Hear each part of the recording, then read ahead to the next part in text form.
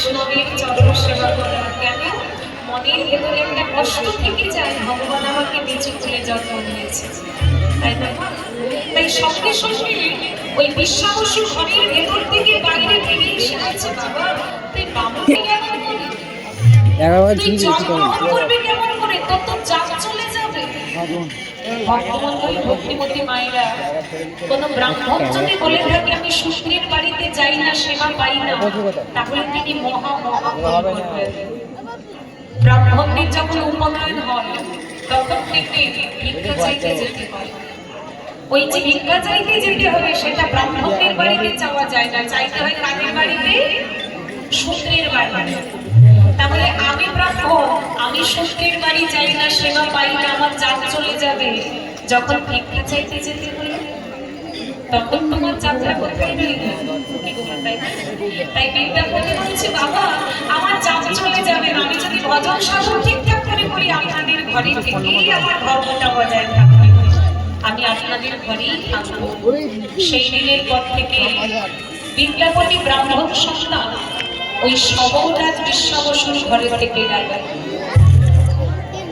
প্রত্যেকদিন ব্রাহ্মণ সন্তান বিদ্যাপতি যখন আহার করে, আহারের শেষে নিজে শয়নাগারে যায়, মানে ঘুমোতে যায়, ঠিক সেই সময় ওই সবরকন্যা ললিতা সে তার পিছে পিছে যায়। কেন যায় বাবা? ব্রাহ্মণের চরণ সেবা করবার জন্য। প্রত্যেকদিন যখন চরণ সেবা করে দেয়, ওই বিদ্যাপতি কিন্তু ঘুমিয়ে পড়ে। এবার 1, 2, 3 করে যখন 9 দিনের রাত্রি এলো, ওই বিদ্যাপতির চোখে কিন্তু বাবা আর ঘুম আসছে না। চোখটা বন্ধ করে চুপ করে শুয়ে আছে, আর ললিতা চরণ সেবা করে যাচ্ছে।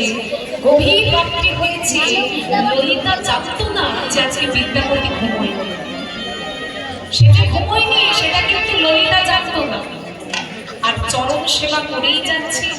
যখন গভীর রাত্রি হলো, চারিদিকে কালো ফুটফুটি অন্ধকার, কেউ কোথাও নেই। গভীর রাত্রিবেলায় বিদ্যাপতি শুনতে পাচ্ছে কেউ যেন দরজায় এসে ধাক্কা দিচ্ছে। এত রাত্রিবেলায় কে দরজায় ধাক্কা দিল? তাহলে কি প্রত্যেকদিন রাত্রিবেলায় আমি বিদ্যাপতি আমি ঘুমিয়ে গেলে কেউ এসে ললিতাকে বাইরে নিয়ে চলে যায়? এতদিন আমি ঘুমিয়ে পড়তাম, আমি বুঝতে পারিনি কে নিয়ে যায় ললিতাকে, কে দরজায় ধাক্কা দেয়, আমার তো জানতেই হবে। বিদ্যাপতি চোখটা বন্ধ করে ছলনা করে বাবা শুয়ে আছে, আর এদিকে ললিতা কি করলো জানে?